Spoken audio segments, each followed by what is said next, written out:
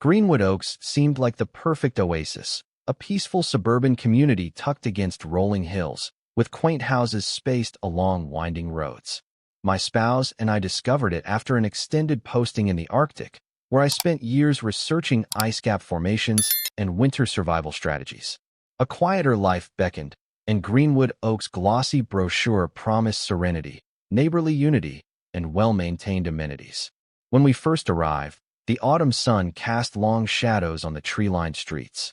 I glimpsed neat lawns, gleaming mailboxes, and the occasional sign reading, "Welcome to Greenwood Oaks, an HOA community." Despite spending so much time in frigid polar conditions, I'd never lived under a formal homeowners association. Nonetheless, the place looked pristine.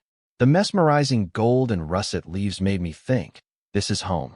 On move-in day, friendly neighbors dropped by, offering pies and casual greetings. Yet one particular figure set the tone in a distinctly different way. Cassandra Bellevue, widely rumored to go by Karen, though no one dared use the nickname to her face. A woman in her early 50s, Cassandra had an unyielding posture, shoulders locked, chin raised, eyes scanning every detail of my driveway. She wore a fashionable coat, her expression equal parts curiosity and scrutiny. On one arm, she carried a monstrous black binder labeled Greenwood Oaks Covenants and Regulations. I'd just finished unloading the last of our Arctic gear from the truck when she approached, a thin smile at her lips. "Welcome," she said in a clipped tone. "I'm the vice president of the Greenwood Oaks Homeowners Association, though everyone here calls me Karen." She paused, as if waiting for me to quake at the mention. "I expect you'll want to familiarize yourself with our rules, strictly enforced, of course. We take pride in maintaining high standards." Something about her reminded me of the Arctic's harsh blizzards. Cold, relentless, potentially dangerous if you weren't careful. I forced a polite smile. "Thanks for the introduction. I'm looking forward to settling in." She eyed the large, insulated crates containing my specialized gear from polar expeditions. "May I ask what those are?" "We typically don't allow unsightly containers on driveways beyond 24 hours. They're for my work. I'm a polar researcher and—" I hesitated, not wanting to sound boastful. "An Arctic explorer, you might say." Karen blinked. "Arctic explorer? That's unusual." A slight edge crept into her voice, as though suspicious. "Well, do ensure they're stored out of sight promptly. I wouldn't want to find you in your first week." I simply nodded, an inward twinge of unease. Something told me Karen Bellevue might be more formidable than any storm I'd faced in the polar wilderness. Still, I couldn't begin to guess how her obstinacy would soon put countless lives in danger during a brutal winter siege, and lead her, ultimately, to a downfall far more dramatic than a mere HOA squabble. Settling in, I discovered Greenwood Oaks wasn't just quiet. It was meticulously regulated. Every house had uniform mailbox posts, each with identical color palettes. Fences could only be a certain height, yards must remain free of excess debris, and holiday decorations were subject to strict guidelines. Most neighbors complied obediently, some out of genuine pride, others out of fear of Karen's relentless citation spree. Word traveled. Karen was the driving force behind these ironclad standards, often ignoring the actual HOA president. If something offended her sense of aesthetics, it was done for. One man told me she once forced an elderly neighbor to repaint her front door 4 times, each color slightly off the approved hue. Another recounted how Karen tried banning skateboards from the cul-de-sac, labeling them hazardous eyesores. The list went on. One brisk November afternoon, while I tinkered in my garage, Karen strode up.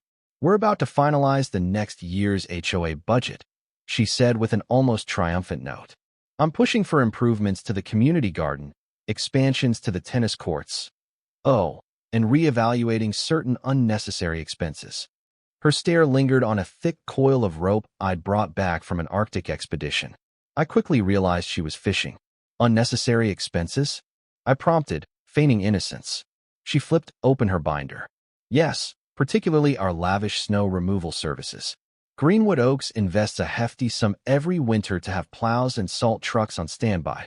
Frankly, the cost is outrageous for the minimal snowfall we get.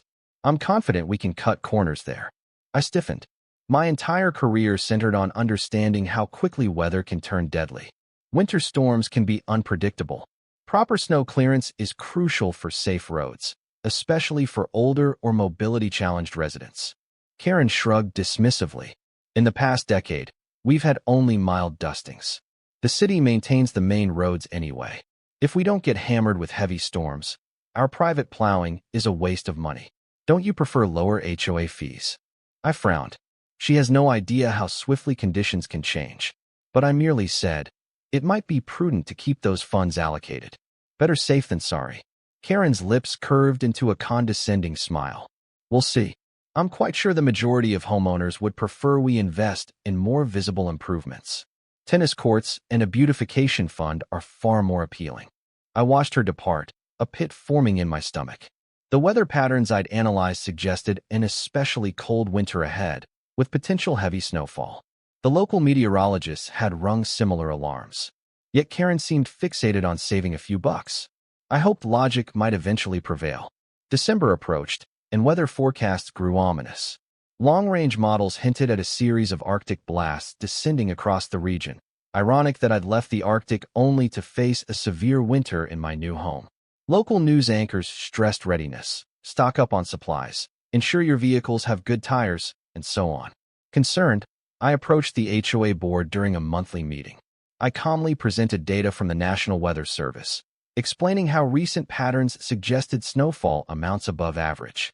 While nothing's guaranteed, I concluded, the risk is real. Cutting our private snow removal contract could leave Greenwood Oaks stranded if city plows don't reach us promptly. A few board members nodded thoughtfully. The older residents seemed anxious. But Karen, seated at the center of the table, wore that same smug expression. We appreciate your input, she said sweetly, but we voted last week. The board has terminated the private snow removal service for cost reasons. The funds are reallocated to the new tennis court improvements. The measure passed 5-4. Murmurs of shock rippled through the small audience. One woman raised her hand, worried about her husband's ability to drive to dialysis if roads were blocked. Another man asked about how quickly city plows would arrive. Karen waved them off. The city is responsible for major thoroughfares. We're only dealing with internal streets in Greenwood Oaks.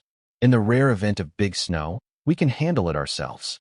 Residents can shovel their driveways, and we can hire small plowing on an as-needed basis. Her breezy dismissal felt reckless. I tried to press the issue. What if we get more than we can shovel? Or if a blizzard cuts off access for emergency vehicles? But Karen simply snapped. We're done debating. The matter is closed. After the meeting, several neighbors approached me, looking rattled. She's ignoring all the warnings, one said. What if we get walloped? I promised to keep pushing for alternatives, but Karen's iron grip seemed unwavering. She'd championed her cost-cutting crusade, and no amount of caution would change her mind. By mid-December, thick gray clouds rolled in. Weather alerts predicted 6 inches of snow overnight. A moderate storm, not a full-blown blizzard. Still, it would test Greenwood Oaks' readiness.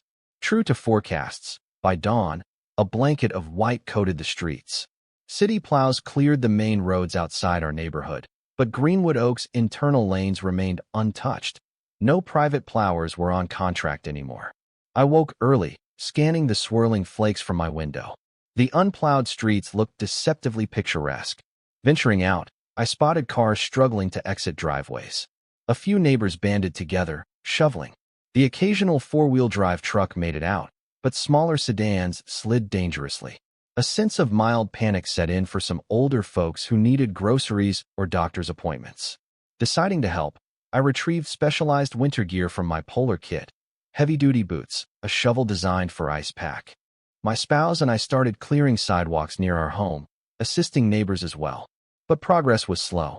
By midday, several residents approached the HOA office, demanding to know why no plow had arrived. Karen's answer? We don't need a plow for a little dusting. Everyone can pitch in. It's part of being a community. She posted a memo online telling folks to get out and shovel. This might have been feasible if the snow was truly minimal. But forecasts said more storms were on the way. Observing the sky, I felt a twinge of dread. The worst was yet to come.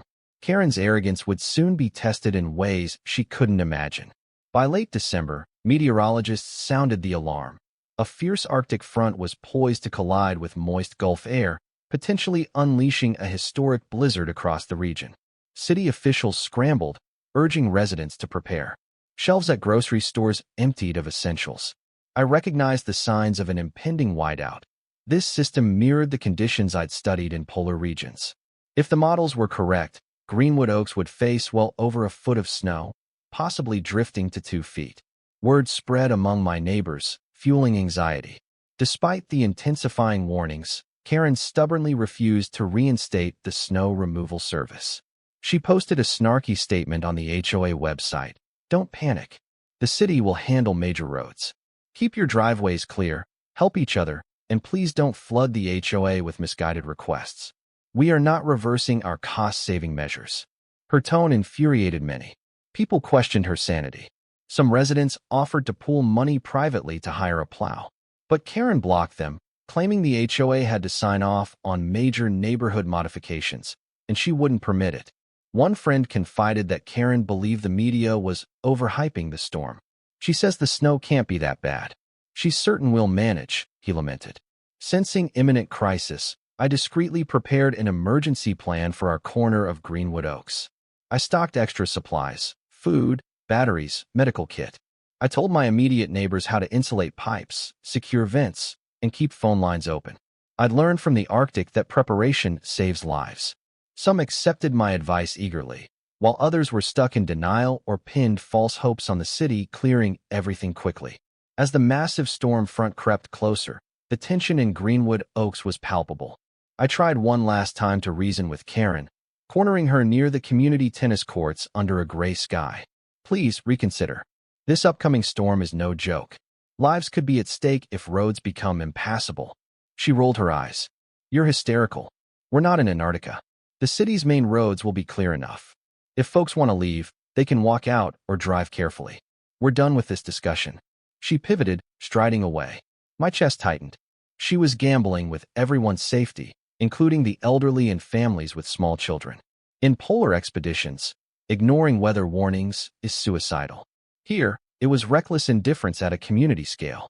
All I could do now was brace for the onslaught, and hope my preparations might help mitigate the disaster Karen's arrogance was about to unleash.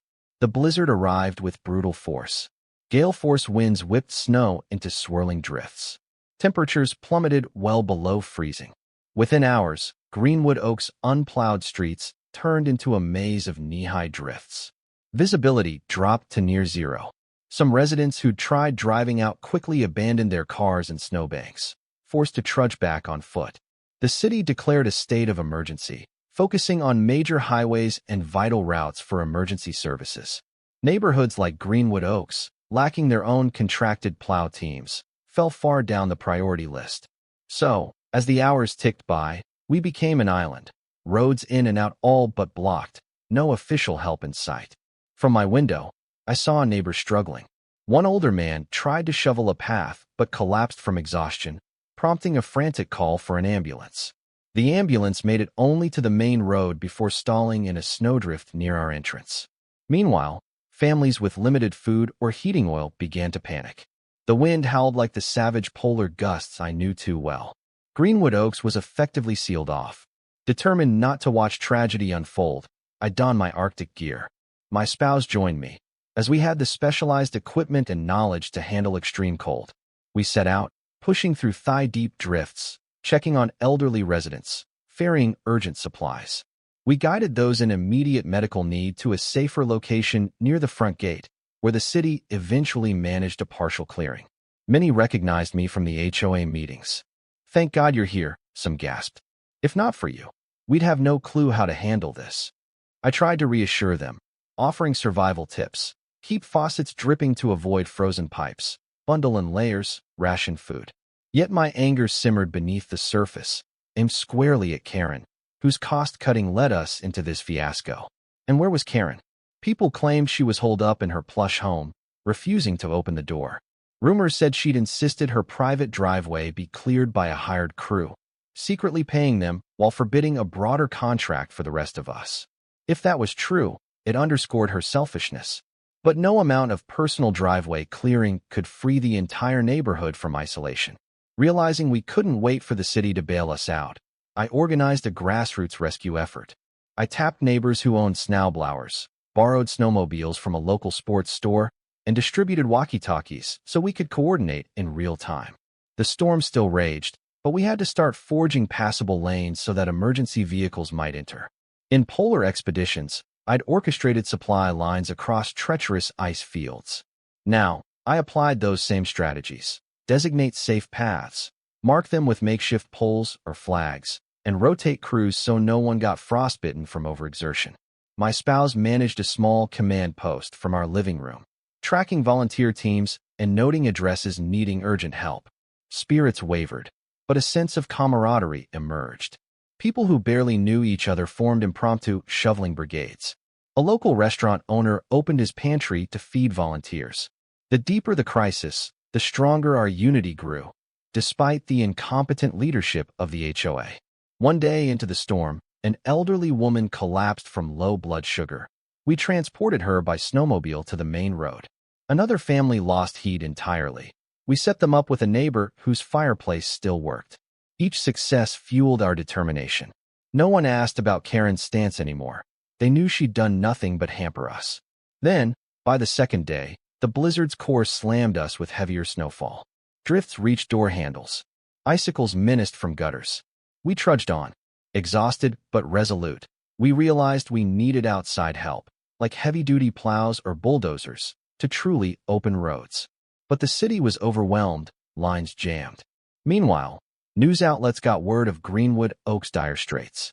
A few journalists braved the edges of the storm to film. Local HOA canceled snow removal, leaving hundreds trapped, read one headline. Our plight was about to go viral, and so was Karen's name. As images of Greenwood Oaks' snow-choked streets hit the airwaves, public outrage swelled. Media latched onto the angle. Affluent HOA scraps plowing services to save money, stranding residents. They interviewed me outside the front gate, battered by wind. I explained how we were mounting our own rescue operation, armed with my Arctic training but lacking official resources. We're doing our best to keep folks safe, I said, but it's a massive challenge. This was entirely avoidable had the HOA maintained professional snow removal. Viewers across the country watched with disbelief. Social media lit up, with hashtags like #HOASnowScandal trending. People demanded to know who was responsible.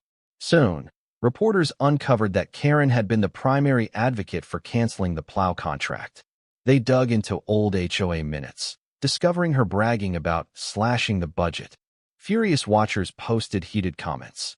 This woman should be held liable, and she put lives in danger for tennis courts. News channels also highlighted my background as a renowned Arctic explorer.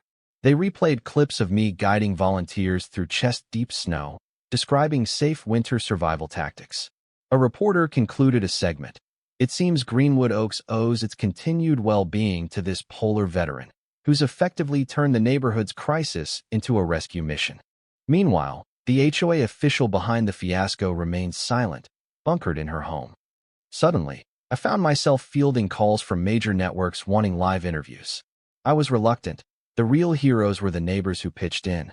But shining a spotlight on the crisis might spur more official intervention. So I gave short interviews, emphasizing the urgent need for heavy plows. The public lapped it up. Donations poured in from local charities and even national relief organizations. And as the storm began to subside, a wave of support arrived. Private contractors volunteered to bring in snowcats. City officials pledged more resources. We readied to coordinate their arrival. Meanwhile, Karen's name soared across headlines, villainized as the HOA tyrant who let arrogance overshadow safety. Pressure built for her to answer for this near disaster. On the storm's fourth day, the winds eased, though waist-deep snow remained. Large plows rumbled in from outside, guided by our volunteer scouts. Finally, we had a corridor through which ambulances and utility trucks could enter. People cheered as essential supplies rolled in. Greenwood Oaks had weathered the worst. My heart soared, but simmering beneath was the question, would Karen face any consequences for her reckless actions? As if on cue, a swirl of commotion near Karen's stately house indicated some drama unfolding. A neighbor hurried over, exclaiming, "She's hired a private plow crew now, just for her street." She's threatening to keep them from clearing anything else unless the HOA reimburses her at a premium rate. I stared appalled. Even after everything, she was doubling down on greed. I raced to her street, where indeed a large plow was clearing snow only around Karen's property. A cluster of furious neighbors surrounded her. "Don't you dare block our access," yelled a man who'd struggled to buy medicine for his wife. Another shouted, "You cost US days of suffering." Karen, wearing a fur-lined coat, sneered from her porch. "I have every right to hire personal help. You want clearing? Pay me. The HOA can reimburse me, or these plow guys can leave." She pointed to the hired crew, who looked uneasy. Some neighbors cursed. Others threatened legal action. The tension threatened to ignite into chaos. That was the final straw. I stepped forward, shouting over the clamor, "You can't extort the entire neighborhood. Don't you realize the media is already all over this fiasco? You'll dig yourself deeper into scandal if you try to withhold snow removal from everyone else." Karen's face reddened with anger. "It's my property, my decision. Let them shovel or beg for city plows. I don't care." She seemed unhinged, clinging to any shred of control. But she miscalculated the crew's willingness to be complicit. Overhearing the heated confrontation and seeing the moral outrage, the plow operator yelled back, "Lady, we're not about to be part of your blackmail. If you won't let us clear these roads for everyone, we're leaving." They turned off the engine. Karen's scheme backfired spectacularly. Neighbors erupted in jeers. She glowered, trembling with rage. The standoff ended when the plow operator simply reversed out, refusing to serve her. Karen retreated indoors amid a storm of shouted condemnations. I suspected the repercussions had only just begun. In the aftermath, as the snow cleared and life slowly returned to normal, Greenwood Oaks residents demanded justice. Many had endured hardships, missed medical treatments, lost wages from being trapped, or even property damage from unplowed roads. They blamed Karen for revoking the snow removal contract and fueling the fiasco. A wave of lawsuits emerged. Some residents sued the HOA, others targeted Karen personally for negligence and endangering public safety. The local prosecutor's office, under pressure from the outraged public, opened an investigation into whether Karen's actions constituted criminal misconduct. They pointed to older board meeting minutes showing how she knowingly dismissed expert warnings. They also noted her attempted extortion with the private plow crew. Meanwhile, the broader community bayed for her resignation from the HOA. Under intense pressure, the board convened an emergency session. The president, Ms. Caldwell, read a formal statement condemning Karen's willful disregard for residents' safety and announcing a no-confidence motion. Within minutes, the board voted unanimously to remove Karen from her vice presidential post. She wouldn't go quietly, but the writing was on the wall. The next blow landed when police officers, armed with fresh evidence of potential criminal negligence and her bungled extortion attempt, served Karen with an arrest warrant. News cameras captured her being led away in handcuffs, face ashen. The footage, broadcast nationwide, elicited satisfaction from many who felt her greed had nearly led to tragedy. But the worst for Karen was yet to come. Lawsuits threatened to bankrupt her. Many alleged property damage, emotional distress, and medical complications tied to her reckless policies.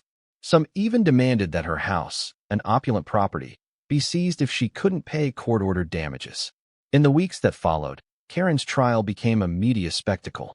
Prosecutors argued she'd endangered hundreds of lives by canceling essential services, ignoring clear meteorological warnings, and effectively stranding the community in a catastrophic blizzard. Neighbors testified about how the fiasco impacted them. Injuries from falls on icy roads, missed medical care, near hypothermic conditions inside unheated homes. Their stories painted a vivid picture of how one person's hubris wreaked havoc. Karen's defense tried to spin it as a mere budget issue that went awry. They claimed she never intended to harm anyone, and the storm was an act of God. But the prosecution hammered home her repeated disregard for expert advice, her attempts to prevent residents from hiring their own plow service, and her final fiasco of extortion. The jury didn't take long to see the pattern of willful negligence. When the verdict arrived, guilty on multiple counts of reckless endangerment, plus a civil judgment for extensive damages, Karen slumped in her seat. The judge spared no mercy, lambasting her arrogance. In a final blow, the court seized her property to help cover millions in combined lawsuits. She lost not only her vice presidential post in the HOA, but also her once prized house.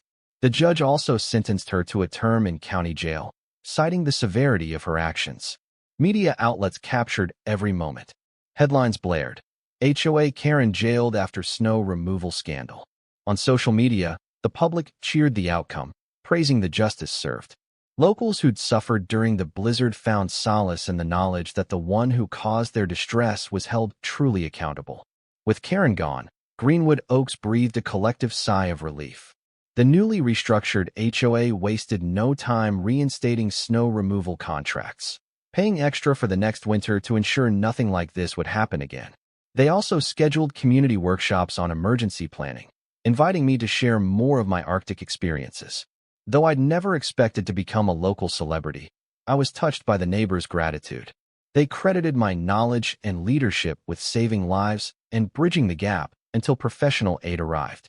I insisted it was a group effort. We overcame it together. As winter thawed into spring, life returned to normal.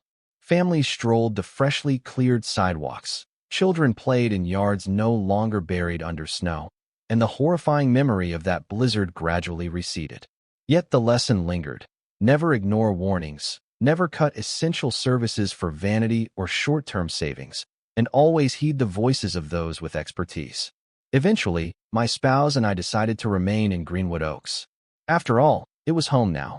The community's sense of unity blossomed after adversity, and the knowledge that Karen had been punished for her reckless actions, losing her home and serving jail time, reassured us that justice had prevailed.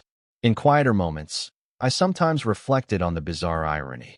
I left the Arctic to escape extreme weather, only to face a fierce blizzard in a supposedly tranquil suburb, spurred on by an overbearing HOA official who thought she knew better. But it ended with a reaffirmation of what I'd always believed. In harsh conditions, we must rely on cooperation, rational planning, and compassion. And those who seek to undermine communal welfare for selfish reasons will, in the end, face the consequences. Months after the scandal, Greenwood Oaks thrived. The tennis courts Karen once championed were overshadowed by new safety initiatives.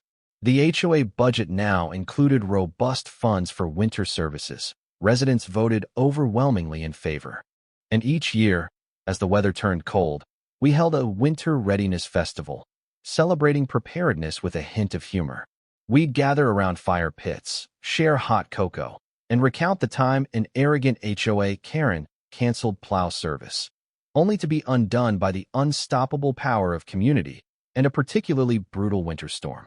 Word of Karen's downfall drifted in the wind, cautionary tales told in hushed tones. Don't cross an Arctic explorer who knows the true danger of snow. The city used Greenwood Oaks as an example of how local neighborhoods can weather crises with the right leadership.